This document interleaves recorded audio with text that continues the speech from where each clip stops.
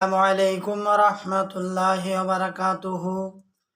আমার আল্লাহ পাক বলেন সূরা বাকারার 176 নম্বর আয়াতে বলেন, লাইসাল বিররা আন তুওয়াল্লু উজুহাকুম কিবালাল মাশরিকি ওয়াল মাগরিব ওয়ালাকিন্নাল বিররা মান আমানা বিল্লাহি ওয়াল ইয়াউমিল আখির ওয়াল মালাইকাতি ওয়াল কিতাবি ওয়ান নাবিয়্যিন।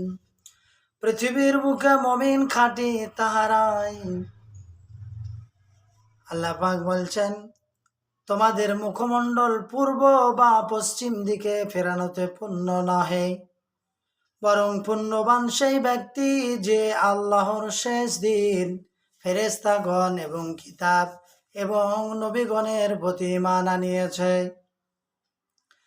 আর আল্লাহর মুহাব্বতে আত্মীয় স্বজনকে, অনাথ এতিমকে, পথের কাঙ্গাল ও ভিক্ষুক দিগকে সাহায্য করিয়াছে এবং গোলাম মুক্তির জন্য আর নামাজ রীতিমতো প্রতিষ্ঠা করিয়াছে ও যাকাত আদায় করিয়াছে এবং ওয়াদা করার পর পূর্ণ করিয়াছে, এরাই হলো প্রকৃতিপক্ষে মুমিন।